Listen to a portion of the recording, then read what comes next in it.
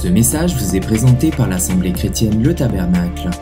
www.letabernacle.net. Cette semaine, c'était mardi, nous avons eu un partage spontané sur un verset de l'Écriture.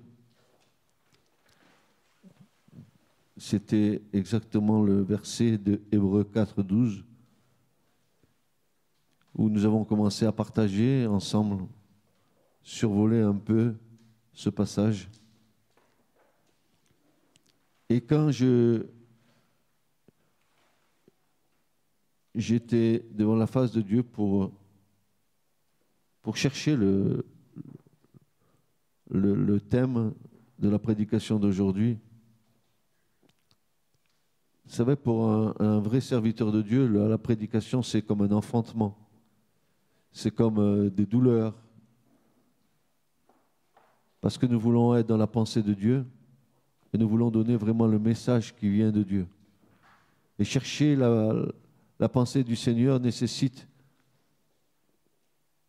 un combat, nécessite du temps, nécessite une abnégation de sa propre vie pour qu'on puisse recevoir la pensée de Dieu.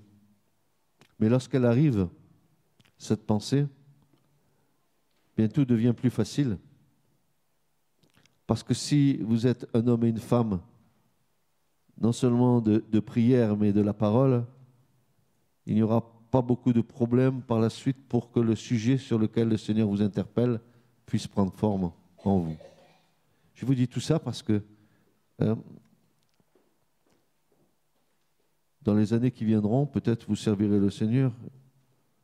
Je ne sais pas trop, mais vous le savez, vous, ce qu'il y a dans votre cœur. Et puis, je vous avertis d'avance que la prédication n'est pas une mince affaire. D'abord, vous êtes porteur de la parole du Seigneur. C'est un honneur et un privilège que de donner la parole du Seigneur. C'est pas une chose dans laquelle on peut annoncer en dilettante les choses qui sont dans l'Écriture, parce que nous savons, vous et moi, que toute Écriture est inspirée de Dieu. Elle a le souffle divin en elle, et que lorsque nous transmettons cette parole, il faut aussi que nous soyons remplis de l'Esprit pour qu'à un moment donné, cette parole puisse toucher les cœurs. Est-ce que vous êtes d'accord avec ça? Est-ce que la parole doit toucher vos cœurs ou pas? Sinon, ce n'est pas la peine de prêcher. Amen. Moi, je rentre chez moi, je vais tranquille me mettre dans mon fauteuil, au chaud avec une couverture. Mais si la parole de Dieu n'est pas capable de faire une œuvre en nous, ce n'est pas la peine de l'annoncer. C'est que soit que nous, on n'est pas porteur de la vision de Dieu, soit qu'on n'est pas rempli de l'Esprit, soit qu'on prêche pour prêcher. Et ce n'est pas le but. Le but, c'est d'édifier, c'est d'enseigner, c'est de reprendre, c'est de corriger. La parole de Dieu, elle a cet aspect-là. C'est pour ça que quand nous nous sommes arrêtés, merdi, sur ce verset qui a été donné, me semble, par Julien, c'est toi qui l'as annoncé, ce verset, Hébreux 4, verset 12, je pourrais dire que la parole divine, la parole de Dieu a beau être inscrite dans des textes qui nous sembleraient inertes ou proférés par des lèvres mortelles, elle est quand même une chose vivante. Amen. La parole de Dieu est esprit et vie. Vous êtes au courant ici de ce que la parole de Dieu. Vous savez que la parole de Dieu est Christ. Vous savez que Christ est l'expression de la volonté divine, car quand Dieu dit quelque chose, c'est Christ qui accomplit la chose. Dites Amen. Parce que c'est ce qui s'est passé à la création. Dieu a dit, il a dit une parole qui est sortie de sa bouche. Cette parole qui est sortie de la bouche de Dieu, c'est exactement ce que Jean dit dans l'évangile de Jean. Nul n'a vu le Père si ce n'est le Fils qui est sorti du sein du Père. Et quand Dieu a dit quelque chose, au moment de la Genèse, dans le verset 2, etc., et dans les autres versets, quand Dieu dit quelque chose, c'est Christ qui est en train d'agir. Il est la parole éternelle, il est le Logos, il est l'Imra de Dieu, la parole incréée de Dieu. Christ n'est pas créé, il est incréé et il est Dieu. Il est incréé et en ce sens, il est Dieu au même titre que le Père et au même titre que l'Esprit. Et quand Jésus vient sur... D'ailleurs, ça a toujours été un objet de débat théologique. Comme les théologiens ne sont pas remplis de l'Esprit de Dieu, je m'excuse de le dire, ils ne discernent pas Christ dans la Genèse. Or, nous savons, vous et moi, que le premier mot de la Genèse, au commencement, Christ est dedans. Nous savons que toute la création de Dieu a été faite par le Christ. Tout a été fait par lui et pour lui. Dites Amen. Tout a été fait par lui et pour lui. Amen. Il est l'alpha et l'oméga, il est l'aleph, il est le tav. Il est le commencement, il est la fin. Et c'est lui qui soutient les mondes par sa parole puissante. Pas le monde, les mondes. Les mondes visibles et les mondes invisibles. C'est Christ qui les a créés. Donc cette parole divine qui est là, elle a beau être inscrite dans des textes inertes, au même titre que n'importe quel autre livre, ou proférée par des lèvres comme les miennes, des lèvres mortelles, elle est une chose vivante. C'est son caractère le plus net que l'auteur de l'Épître aux Hébreux accentue en plaçant. Et maintenant, regardez vos Bibles, s'il vous plaît. Regardez le texte. Hébreux 4,12. Qu'est-ce qu'il est dit? Car la parole de Dieu est vivante, n'est-ce pas? Qu'est-ce qu'il est dit dans vos Bibles? C'est ça qu'il est dit dans vos Bibles. Car la parole de Dieu est vivante. En fait, dans le texte grec, c'est pas comme ça que c'est dit. Et je préfère le texte grec parce que là, il y a le sceau de ce que nous devrions comprendre. Voilà comment est traduit la version. Vivante, en effet, la parole de Dieu. C'est d'abord la vie qui est en premier. C'est pas que la parole de Dieu est vivante, c'est qu'elle est vivante et la parole de Dieu parce que Dieu est vivant. Amen, amen. Et c'est pour ça que dans le texte grec, le premier mot qui est placé au départ, c'est Zoé, son, la vie. Et Zoé en grec, c'est tout ce qui a trait à la vie de Dieu. C'est uniquement pour Dieu. Comme bara, qui veut dire créer, est uniquement attribué à Dieu dans l'Ancien Testament. Bara, le Fils créa. Donc nous avons ici quelque chose qui devrait nous interpeller parce que le texte ne dit pas « car la parole de Dieu est vivante ». Le texte original va placer la vie au départ de tout ce qui va être dit dans tous les versets suivants. Vivante est la parole de Dieu. Vivant es-tu, mon frère, ma sœur, parce que Dieu t'a donné la vie. Et énergique. Elle est vivante, elle est énergique, c'est-à-dire elle est active, elle est efficace, elle est agissante, elle agit dans ta vie, elle s'active dans ta vie. La parole de Dieu que tu reçois, tu crois que c'est une parole que tu entends comme un discours du monde? Quand la parole de Dieu te pénètre là, elle va faire son effet dedans. Et tu vas voir l'effet qu'elle fait. Des fois, comme dit le prophète, j'ai mangé ta parole, elle était comme du miel dans la bouche, mais quand elle est descendue dans mes entrailles, c'était amer. Amer. Pourtant, c'est du miel, Seigneur. Mais quand elle agit dedans, ça travaille au corps, n'est-ce pas? Efficace, active, effective, agissante, et bien plus tranchante, bien plus acérée, bien plus aiguisée. Et là, frères et sœurs, notez bien que le mot tranchant ici, il est unique dans le Nouveau Testament. Ce que nous appelons en théologie un apax. Un apax en théologie, c'est un mot unique que vous ne retrouvez plus dans les textes, uniquement là.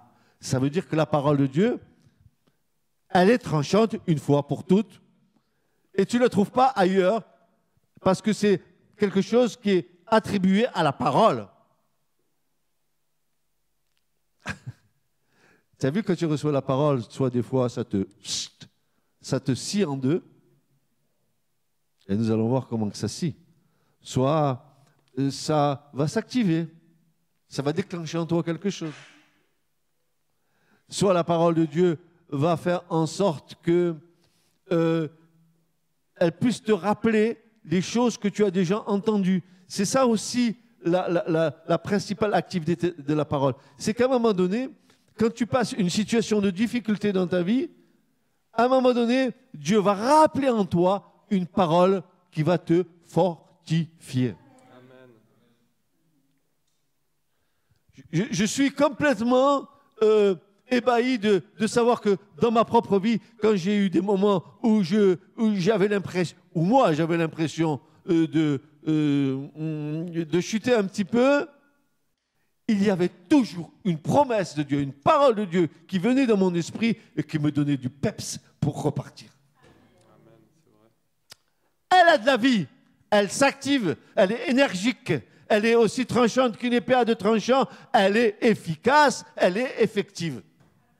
Oh, avec ça, vous ne voulez pas vivre, vous? Amen. Dites, je suis vivant. Parce que la parole de Dieu est vivante en moi. Parce que la parole de Dieu est vivante. C'est pas parce que tu respires que tu es vivant. C'est parce que la parole de Dieu vit en toi. Amen, amen. C'est Dieu qui donne la respiration, le mouvement et l'être. Amen. C'est bien ce que dit l'Écriture, n'est-ce pas? Ce mot est apax, c'est-à-dire unique dans le Nouveau Testament. Alors, la parole, elle est plus tranchante qu'aucun glaive à deux tranchants.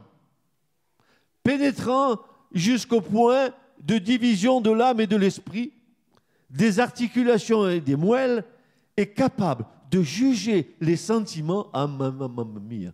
Merci Seigneur pour ta parole qui vient de mettre de l'ordre dans nos sentiments. Vous savez, quand on commence à... Je pense,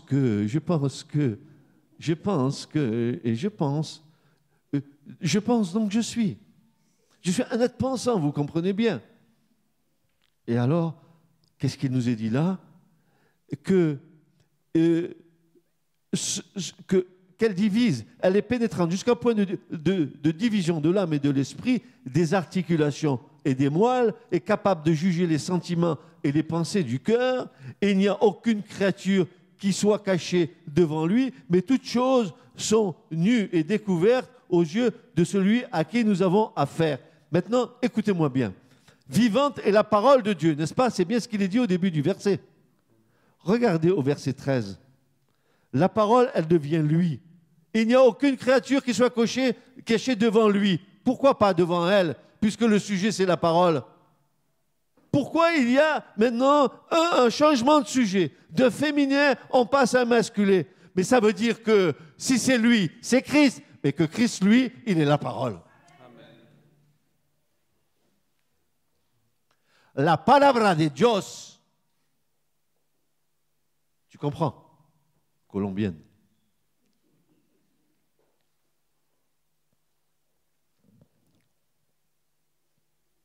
Il y a un autre passage dans l'Ancien Testament et que je voudrais vous faire goûter à ces choses.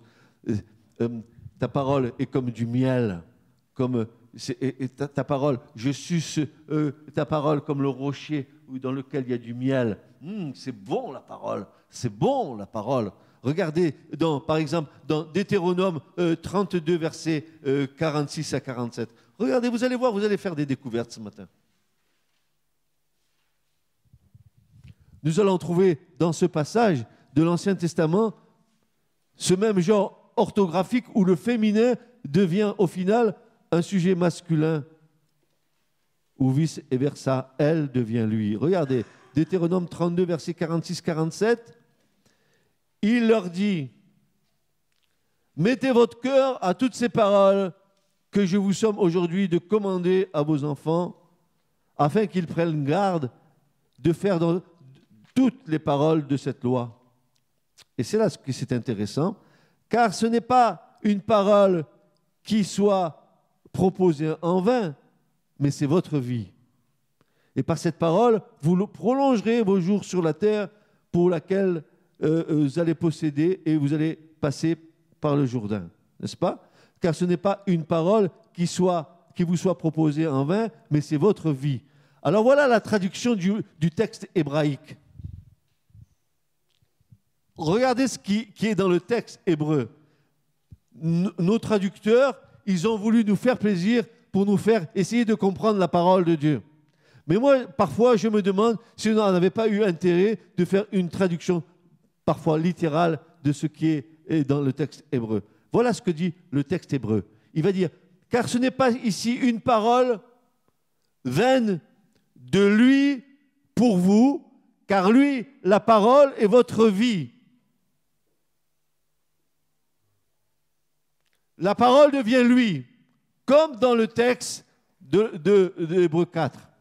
La parole, au départ, sujet féminin, à la fin, sujet masculin. Pareil ici.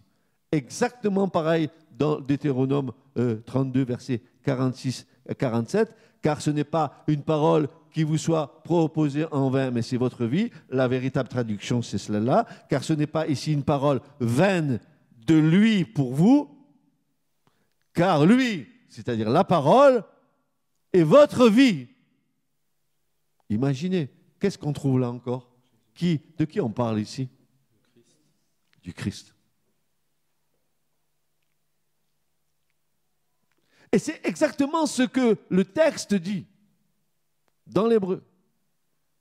Mais comme il y a une difficulté à donner ça dans une Bible, à faire comprendre cela aux gens qui vont lire la Bible, ils ne vont pas comprendre ce tour de passe-passe, ils ne le comprendront pas. Alors, on va faire en sorte que le verset soit compris, mais ce n'est pas le véritable sens du verset. Majestueux, n'est-ce pas, ce jeu de mots qui personnalise, lui, la parole, en assimilant Dieu à la parole. Dieu est parole, parole de Dieu, le logos, Dieu. Au commencement était la parole, et la parole était auprès de Dieu, et la parole était Dieu. Dieu, parole, Christ, parole, Saint-Esprit, parole, esprit et vie. C'est pour ça que Paul dit toute écriture le souffle est animé du souffle divin. Ça a beau être inscrit dans un texte inerte, dès que l'Esprit de Dieu te donne l'éclairage, elle devient pour toi esprit et vie. Ne méprise pas l'Écriture. Il n'y a pas un mot dans l'Écriture qui soit en vain. Une conjonction de coordination, etc., a une valeur dans le plan de Dieu, dans la parole de Dieu. Et nous en faisons des découvertes au fur et à mesure que nous étudions les textes, où nous voyons que nos traducteurs, ils sont bien gentils, en voulant faire des accords grammaticaux, parce que notre compréhension occidentale va nous faire comprendre la chose comme ça, ils sont en train de dénaturer le texte. Frères, sœurs, il nous faut comprendre que la révélation est immuable, elle est éternelle, au sens où Dieu lui-même est vivant éternellement.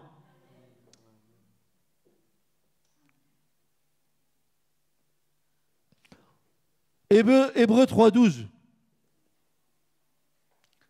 Prenez garde, frères et sœurs. Prenez garde, frères, qu'il n'y ait en quelqu'un de vous un méchant cœur d'incrédulité en ce qu'il abandonne le Dieu. Comment il est le Dieu? Vivant.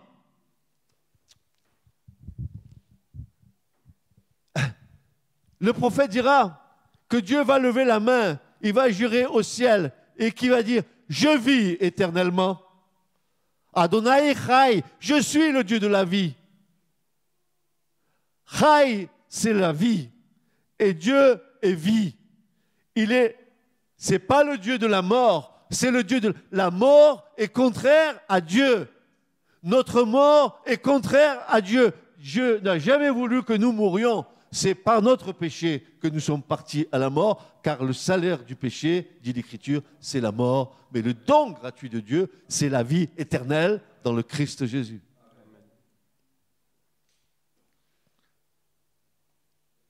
En ce qu'il abandonne le Dieu vivant.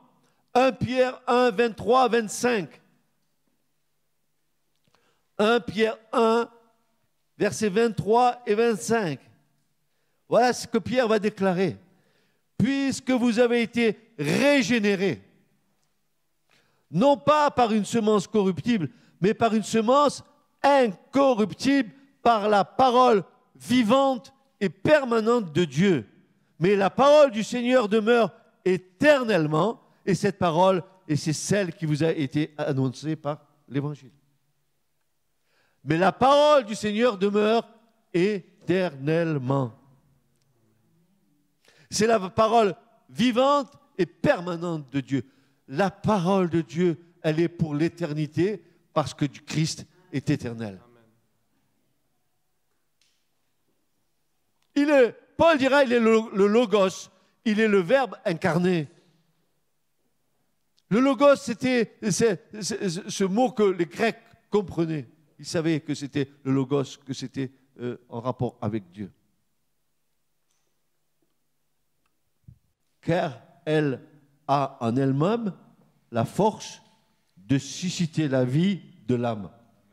C'est la parole de Dieu qui suscite la vie de ton âme. Plus la parole sera dans ton cœur, plus elle sera dans ta vie, et plus ton âme vivra de la vie de Dieu.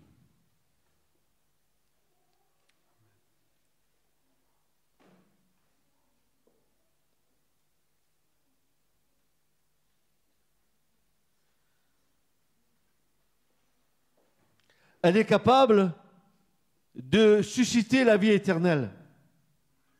Cette parole de Dieu est capable de susciter la vie éternelle. Jean 6, versets 63 et verset 68, Jésus dira, « C'est l'esprit qui vivifie, la chair ne profite de rien.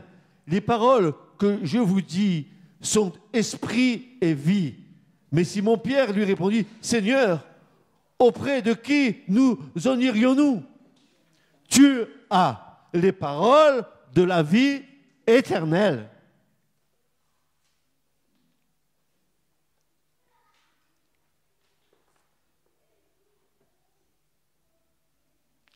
Elle est capable de susciter la vie éternelle. Et Jésus leur dira, tu as, c'est Pierre qui dira plutôt à Christ, tu as les paroles de la vie éternelle.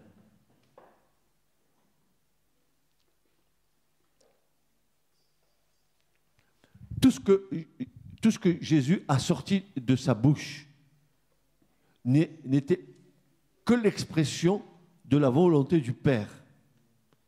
Vous dites amen à cela? Jésus n'a rien dit de lui-même. Ce que je vois faire au Père, moi aussi je le fais.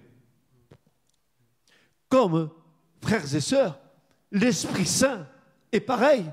Le Saint-Esprit ne dit rien de lui-même. L'Esprit de Dieu n'est pas venu pour rajouter quelque chose à la révélation. L'Esprit de Dieu est venu pour nous rappeler toutes les paroles que Jésus avait déjà dites. Il est dit, il ne parlera pas de lui-même. Il prendra de ce qui est à moi et il me glorifiera. Mais moi, je saute de joie ce matin. Quand j'entends ça, mon cœur bondit. Vous savez que mon cœur il est en train de tressauter quand j'entends ça dans ma propre bouche.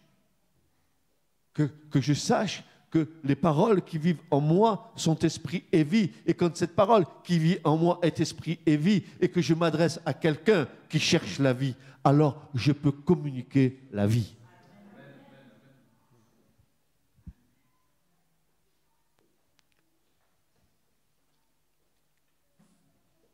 Mais il faut que la parole de Dieu demeure en vous. Si quelqu'un demeure en moi, dira Jésus.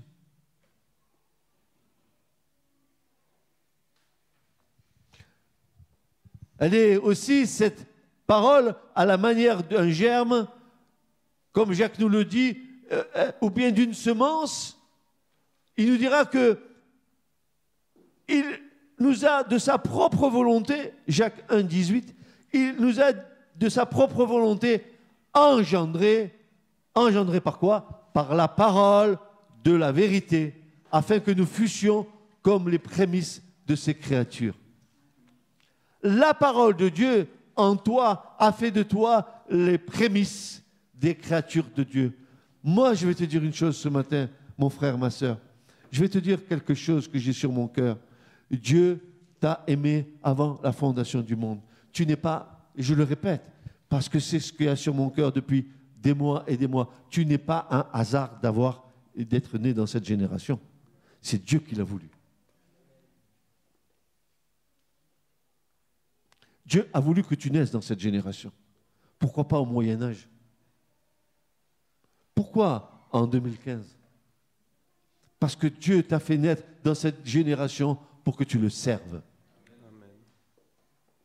Il a besoin d'hommes et de femmes dans cette génération qui le servent. Des hommes et des femmes qui ont la vision de Dieu pour cette génération. Mais quelle est la vision de l'Église? La vision de l'Église, ce n'est plus... Comment dirais-je? Il y a eu hier, il y a eu avant-hier et il y a eu aujourd'hui. L'Église, elle a fait son travail, elle a fait son boulot, elle a annoncé la parole, elle a annoncé comment l'Église devrait fonctionner, comment les dons devaient être donnés, etc. Mais une fois ces choses acquises, quelle est la pensée du Saint-Esprit pour nous aujourd'hui? Si moi je vous prêche sur les dons aujourd'hui, je ne suis pas dans le tempo de l'Esprit qui dit « Viens Seigneur Jésus ». Je n'y suis plus. L'Église, elle est en retard. L'Église, elle n'a pas compris. L'Église, elle n'est pas dans la pensée de l'Esprit. Et c'est pour ça que l'Église périclite. C'est pour ça que l'Église dort. Parce que l'Église n'est même pas en information de savoir ce qui va se passer maintenant.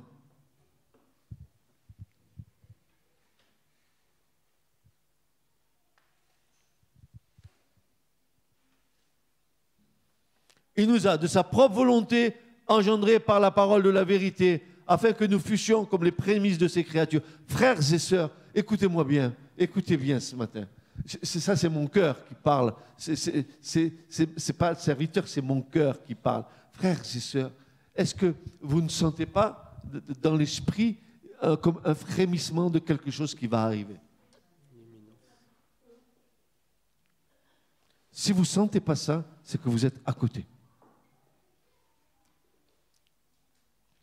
Que celui qui a des oreilles entende ce que l'Esprit dit à l'Église. Quand? Hier? Quand? Avant-hier? Non, aujourd'hui.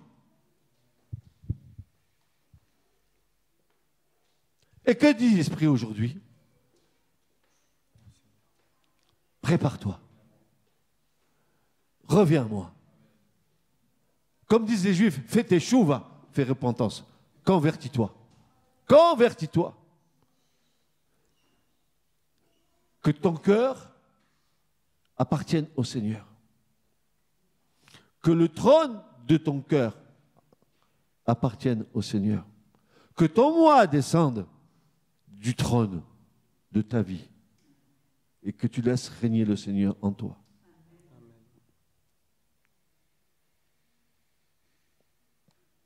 Étant vie, elle apporte la vie avec elle. La force de l'Esprit divin s'exprime dans le logos, dans le verbe, dans l'imra, dans la parole incréée, dans Christ. La parole incréée de Dieu, grâce à sa vitalité spirituelle propre, la parole révélée est donc conçue comme agissante ou active pour agir au travail intérieur dans les âmes. Tu entends une parole aujourd'hui et dans la semaine tu vas voir la parole. Elle va commencer à te malaxer, à te travailler. Oui, tiens, j'ai entendu une parole, elle est dans le creux de l'oreille, mais elle est encore dans le creux de l'oreille pendant un moment, et elle commence à descendre et elle commence à travailler ton cœur. C'est ça ou c'est pas ça? Combien d'entre vous a vécu ces choses? Voilà. La parole de Dieu, elle rentre et elle fait son œuvre. Attendez, on n'a pas encore arrivé à trancher les choses. Parce qu'elle tranche dedans, vous allez voir. Il faut que ça tranche, il faut que ça sépare. N'est-ce pas? Donc, il nous est dit qu'elle est vivante, qu'elle est agissante, n'est-ce pas? qu'elle elle est active pour agir au travail intérieur dans les âmes. La parole de Dieu est dite ou prêchée ou annoncée afin de pénétrer dans les âmes et y susciter une œuvre morale, une vie nouvelle, un renouvellement complet, esprit, âme et corps tout entier. C'est ça que fait la parole en nous. Elle nous renouvelle entièrement esprit, âme et corps. Elle met la paix dans nos corps. Elle met la paix dans nos sentiments et elle nous remplit dans l'esprit. C'est ça que fait la parole de Dieu. Elle, vous allez voir, elle divise l'âme de l'esprit. Dites-moi, où est la frontière entre l'âme et l'esprit? Moi, en tant qu'individu, je ne sais même pas où mon âme commence et mon esprit commence. Je ne sais pas, mais la parole de Dieu le sait. Et chaque fois que mon âme, oh mes pensées, regardez bien, oh mon frère, regarde, on lit Hébreux 4:12, et alors qu'est-ce que tu as compris? Et vous entendez, eh bien je pense que, ça peut être comme ça. Mais l'Écriture n'a pas besoin d'interprétation particulière, dit l'apôtre. Non, elle s'explique elle-même. Alors arrête de penser et de gamberger, arrête de penser à la place de Dieu, parce que tes pensées ne sont pas les pensées de Dieu, à moins que tu aies l'Esprit de Dieu. Et puis fais en sorte que ton âme ne dirige pas ta vie. Oh le pauvre, qu'est-ce qu'il est gentil, il a l'air pas mal. Et puis après, tu vois que toutes tes pensées, elles sont...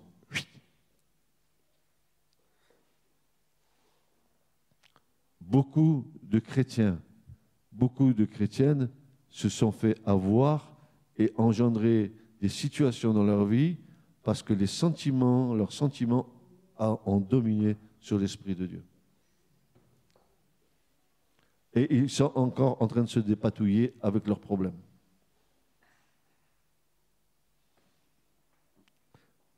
La parole de Dieu est dite ou prêchée ou annoncée afin de pénétrer dans les âmes et y susciter une œuvre morale, une vie nouvelle, un renouvellement complet, esprit, âme et corps tout entier. 1 Thessaloniciens 2:13, 1 Thessaloniciens chapitre 2 verset 13, c'est pourquoi aussi nous rendons sans cesse grâce à Dieu de ce que, ayant reçu de nous la parole de la prédication, qui est de Dieu, vous avez accepté, écoutez bien ce que dit Paul aux Thessaloniciens, vous avez accepté non la parole des hommes, mais ainsi qu'elle est véritablement la parole de Dieu, laquelle aussi opère en vous qui croyez. La parole de Dieu qui opère en vous qui croyez. Oh, elle opère en vous qui croyez.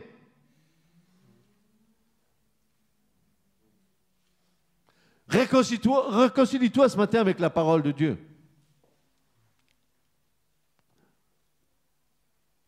Et quand tu dis que toute écriture est inspirée de Dieu, je t'encourage à croire qu'elle est inspirée de Genèse chapitre 1, verset 1 à Apocalypse chapitre 22, verset 21. Toute écriture est inspirée de Dieu.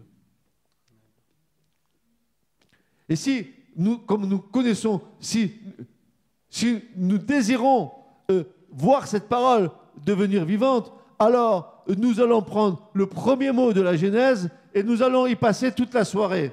Vous voulez? Premier mot au commencement et on reste là toute la soirée à commenter ce mot. Vous voulez? C'est possible, hein? Alors quand tu comprends ça, tu te dis, mais ça c'est le premier, il y en a combien dans la Bible? Toute écriture est inspirée de Dieu. Vous direz, mais c'est des hommes qui l'ont écrite. Oui, mais des hommes inspirés de Dieu. Vous ne dites pas Amen? Mes frères, Pierre, Paul, Jacques, Jean, étaient inspirés de Dieu. C'était des prophètes, c'était des visionnaires, c'était des hommes de Dieu qui recevaient de Dieu. Regardez l'Apocalypse, vous voyez, regardez, c'est une vraie merveille. Pendant des années, pour moi, c'était un casse-tête chinois. Franchement, pendant des années, l'Apocalypse, j'allais jusqu'au chapitre 5 et après, je décrochais. Après, je ne comprenais plus rien dedans. Je me perdais dedans. Mais il plut à Dieu. Et c'est là que nous comprenons que l'Église doit comprendre dans quel temps elle vit.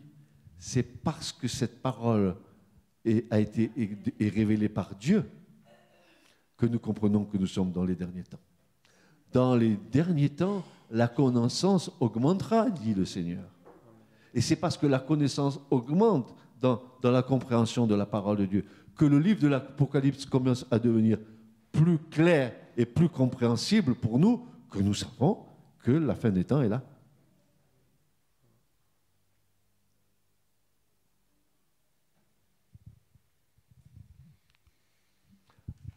Paul dira la parole de Dieu, laquelle aussi opère en vous qui croyez. Elle est ordonnée, cette parole aussi, pour le salut. De Timothée 3, versets 16 à 17. On vient de le dire, toute écriture est inspirée de Dieu et utile pour enseigner, pour convaincre, pour corriger, pour instruire dans la justice, afin que l'homme de Dieu soit accompli et parfaitement accompli pour toute bonne œuvre. Et on parle d'hommes de Dieu, on parle de femmes de Dieu, on parle d'hommes et de femmes qui ont des responsabilités dans le royaume, dans l'Église du Seigneur. Pour être un serviteur de Dieu, pour être un homme, une femme accomplie dans le Seigneur, il faut que la parole demeure pleinement en toi. Que tu aies été enseigné, que tu aies été convaincu, que tu aies été corrigé aussi, que tu t'es instruit.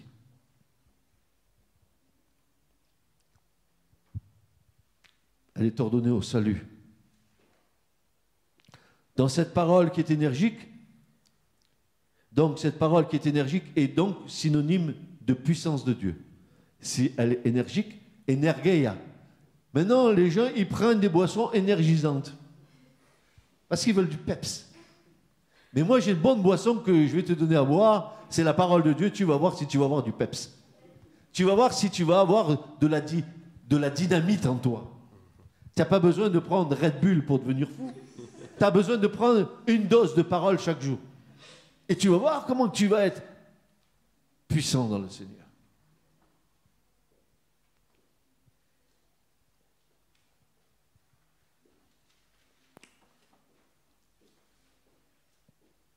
Donc, cette parole qui est énergique est donc synonyme de puissance de Dieu. 1 Corinthiens 1,18. Cette parole est synonyme de puissance de Dieu. Regardez ce que Paul déclare aux Corinthiens. 1 Corinthiens 1,18. Il va dire, car la parole de Dieu est folie pour ceux qui périssent, mais à nous qui obtenons le salut, elle est la puissance de Dieu. Amen. Alléluia. La parole de Dieu est une puissance de Dieu. Et si la parole n'est pas au fond de ton cœur, si la parole n'est pas sur ta langue, si la parole n'est pas dans ta bouche, alors tu n'as aucune puissance en toi. Comment vas-tu convaincre les autres si la puissance de la parole n'est pas en toi? Je vais te dire, mon frère, ma soeur, il faut que tu sois une Bible ouverte, lue et connue de tous les hommes. Il faut que tu sois une lettre écrite, vue aux yeux de tous les hommes. Ta lettre, c'est toute la parole de Dieu qui est en toi. Tu n'as pas besoin de rien écrire, c'est la parole qui est écrite en toi. Et les hommes le voient. Les femmes le voient. Ils vont te dire, mais il y a quelque chose de différent en toi. Qu'est-ce qui se passe?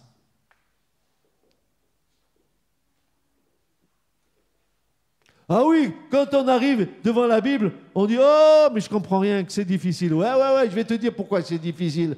Parce que tu es aveuglé. Il faut que le Seigneur il quitte le voile qui est sur ta vie. Car le Dieu de ce siècle, il a aveuglé l'intelligence des incrédules afin qu'ils ne voient pas luire l'évangile de Christ. Et quand tu viens à Christ, tu es aveuglé par ton péché et tu ne comprends rien. Ah, qu'est-ce que ça veut dire ça? Oh, non, je ne comprends rien. Et 10 ans après, tu dis, oh, que c'est beau. Il y a quelque chose qui s'est passé. Tu es passé, je vais te dire, des ténèbres à la lumière. Ce message vous a été présenté par l'Assemblée chrétienne Le Tabernacle. www.letabernacle.net